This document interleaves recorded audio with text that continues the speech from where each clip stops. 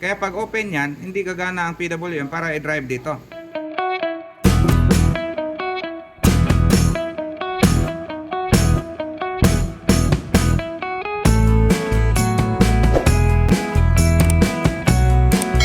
May gagawin tayo at ang gagawa si OJT natin. Ito, ang brand nito ay Yamaha model MJ16XU. So, mixing console. Ang reklamo nito, hindi nagreklamo sa barangay, sa atin nagreklamo eh. Walang power. So, yan o. So, nakasaksak na yan, power on. So, walang display. So, ibig sabihin dito, power issue. So, ang gagawin natin ito para malaman natin kung anong dahilan sa pagkawala ng power, bubuksan natin yung likod. Kakalasin natin dyan, tapos check natin kung ano yung problema. Okay? So, stay tuned para malaman natin kung anong problema. Yan na, nabuksan na natin. So, anong nakita? Kalawang na yung panel. Paa, kalawang. Tapos putol na to. Putol yung resistor. Okay. Bunutin natin to, hugutin natin para ma-isolate. Baka may charge yung 400 volt. Gawin mo dyan, check mo kung may reading, tapos tingnan mo kung di babaliktaran. Okay, primary. Oh, meron laman, di ba? Okay, so discharge. Ayan, ako na mag-discharge. Yun, may karga, di ba? Wala na. Short natin. Okay, so dito i-analyze natin yung issue. Ang sabi mo, nakita mo to na kinalawang. So tingnan natin kung anong trabaho nito. So kung tingnan natin to, ito yon siya. Yan. So galing yan dito, tawid yan, papunta dito sa positive.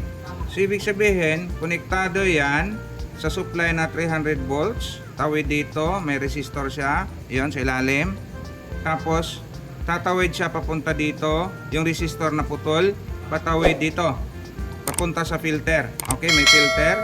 Tapos pupunta siya dito sa ating PWM. So ang trabaho pala nito, ito yung drop resistor sa start up. Start up supply. Saan pupunta? Pupunta sa supply ng ating PWM. Kaya pag open yan, hindi gagana ang PWM para i-drive dito. Kaya ang gagawin dyan, subukan mo munang palitan to, 470K. So, yun yung startup resistor para gumana yan. So, pagka pinalitan na, 470K, testing natin kung magkakaroon ba siya ng supply. So, pinalitan mo yung startup resistor na 470K, tapos nilinis mo yung may mga kalawang. Testing natin kung may output na ba to.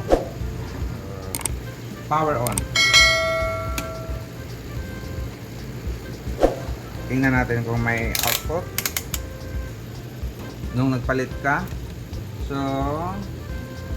ito ground to eh, ito ground to. Tapos dito wala, so wala. Tingnan natin dito sa primary side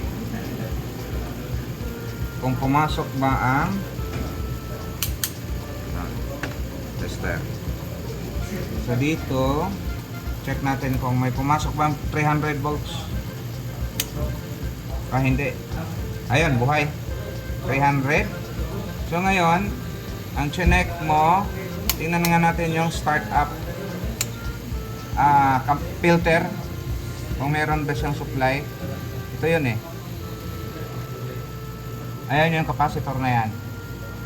Dapat may supply yan. Nasa mga 8 to 16 volts. Uy. Wala. So ito yung pinalitan, dapat dito tingnan natin. Wala. Wala. Punta tayo dito. Ito 300 na to eh. Meron. Dapat tatawid yan doon. Ito. Putol. Walang supply ito. Walang supply dyan. Hindi siya gagana. Off natin. Discharge muna. Okay. Tingnan mo to. Itong resistor na to. Mukhang duda ako dyan eh. So, tanggalin mo yan. Check mo kasi hindi nakakatawid papunta doon. Bago natin check yan, Tingnan ko nga kung di ba baliktaran ang reading ng startup niyan. Dapat diode reading to eh. Forward, reverse. Okay. Good naman siya. As of now, good. Pero hindi 100% na okay yan. Kailangan mo nang matrace natin to kung may problema ba yan o wala. Tapos tatanggalin mo yan. Okay. Putol. Ay, putol? Ah, kaya pala eh. Putol yung may kalawang. Hindi napansin kanina. Nasa sulok kasi siya. Batag. Anong value? 470k. Okay? Nakaseries siya. 470k, 470k. Pinalitan mo na. Sige, putulin para testing natin. Tingnan natin. Tapos power on. Tingnan natin. Walang pumutok. Tingnan natin kung may supply na ba yun. So ano ngayon? Itong sa taas. Ito yun? Yan. Tapos ito.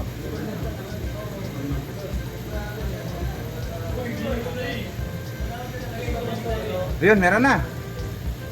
Baka may supply na to. Tingnan natin to. Malamang ito yung ground. Ito. Ground to.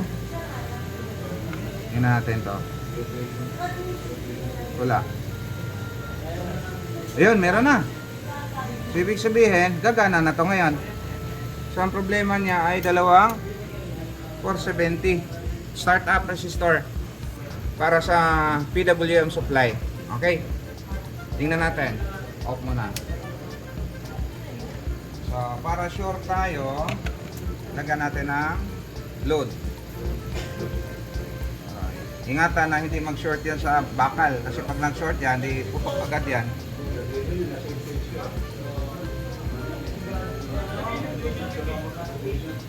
Okay. So,